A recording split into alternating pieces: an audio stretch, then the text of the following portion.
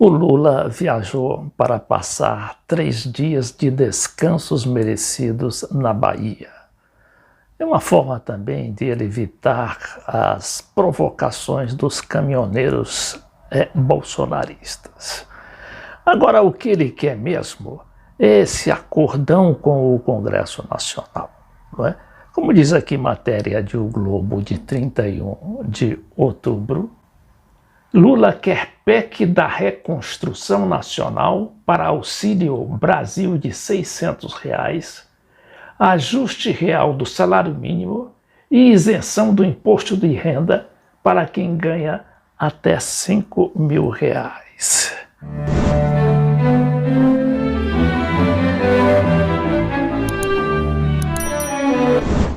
O quanto distante melhor das polêmicas de campanha, o presidente parece embrenhado em obter aquele acordo do Congresso Nacional, que não será fácil. Mas ele é homem de negociação. E aí também há uma perspectiva, deste país entrar no entendimento após tanto tempo dessa polarização que parecia não acabar mais. Ele está em minoria no Congresso, só tem 144 deputados na Câmara e 16 senadores no Senado.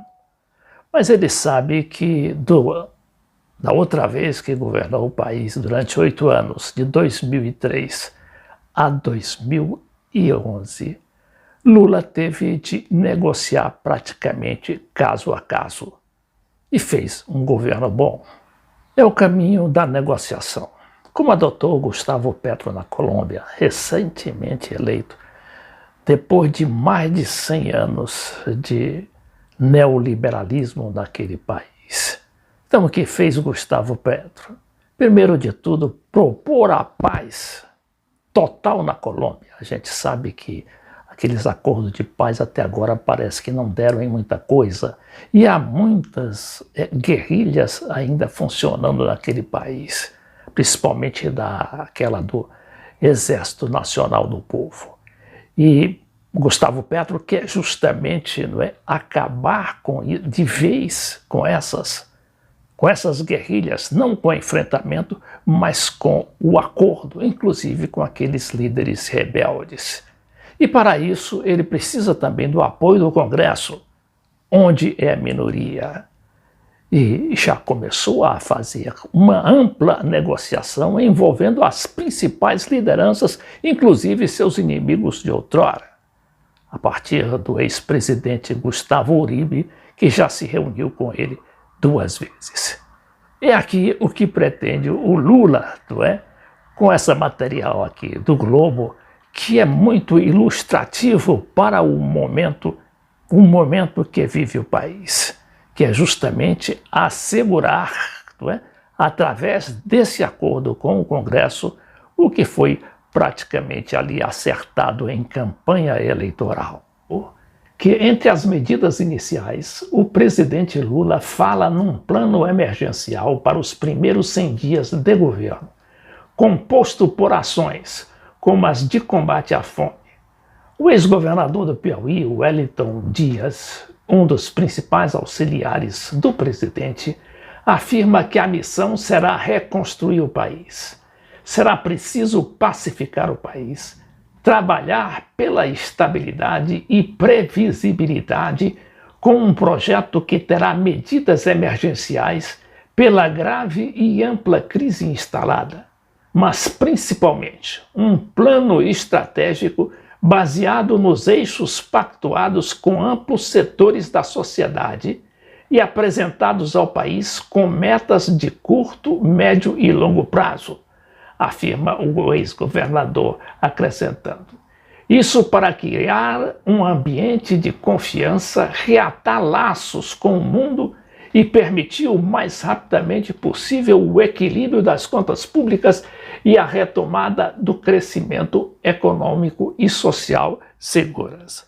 A gente sabe que o Lula não vai fazer nenhuma loucura. Ele vai justamente governar de acordo com forças ali do Congresso, não é? E as forças também surgidas da campanha e do ânimo nacional de enfrentar essa crise. Eu insisto aqui nesse exemplo da Colômbia, porque é de lá que surge justamente esse espírito de cooperação.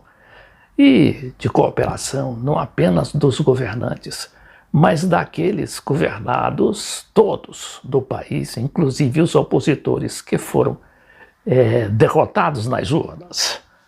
O presidente Gustavo Petro buscou o entendimento e foi lá na Venezuela, seu inimigo da véspera, inimigo da cúpula política da véspera, e lá realizou um acordo mediante o qual o país passava a ser amigo novamente daquele seu vizinho, cujo rompimento de relações acabou provocando aquela crise econômica, inclusive, porque só na fronteira dos dois países de 2.200 quilômetros, tinha lá um ganho comercial, de cooperação, de intercâmbio, de nada menos de 8 bilhões de dólares. E agora é o Gustavo Petro que vai diretamente na Venezuela, visita o Maduro e já anuncia também um acordo, uma viagem ao Brasil, com quem ele pretende falar com Lula e lá propor um programa, um plano de unidade para a defesa da Amazônia, não é? A gente sabe que a Amazônia, na grande parte, é brasileira, mas ela é constituída de 8 países latino-americanos: a Colômbia, a Venezuela, o Peru, o Equador, Bolívia, Guiana, Suriname e Guiana Francesa. Então é aqui que o Gustavo Petro quer justamente, não é, alinhar, acertar uma posição latino-americana. E aí a posição do Lula será muito importante.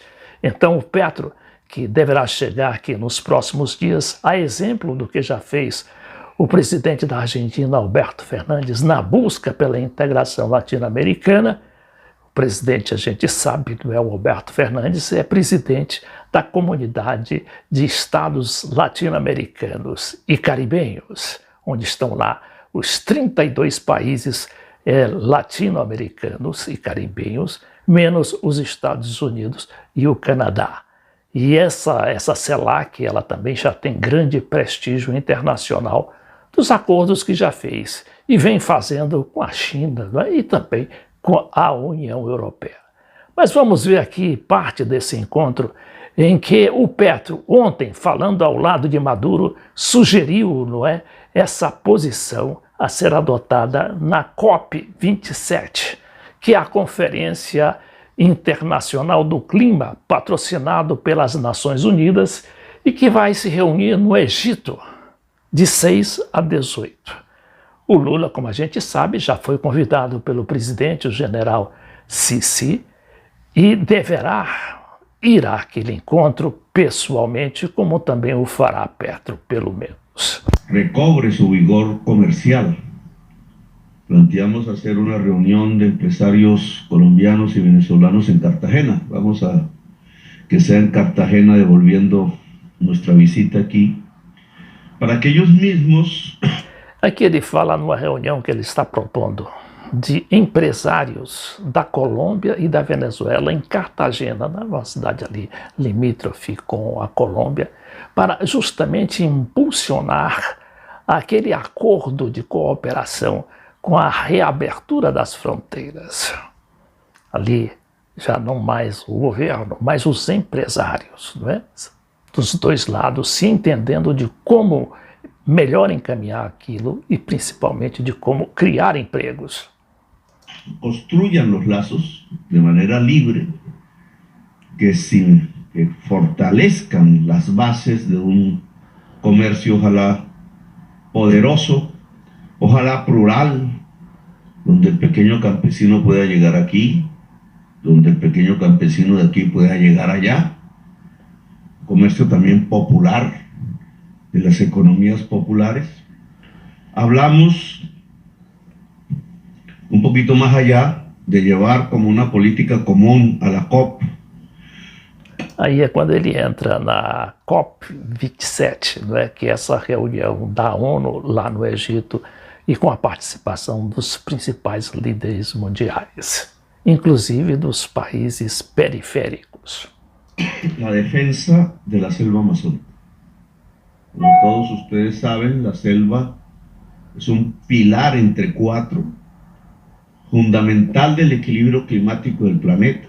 Hoy en peligro el equilibrio y en peligro la especie humana, porque si se pierde ese equilibrio, desaparece la humanidad del planeta y toda la vida, en un proceso que tenemos que detener y que tiene que ver con un sistema económico que usa intensivamente, y de eso hemos vivido tanto Venezuela como Colombia, del petróleo y del carbón, de los combustibles fósiles. Un esfuerzo común de los países que tenemos responsabilidad sobre la selva amazónica en la COP27, que se reúne la otra semana en Egipto, es uno de nuestros acuerdos.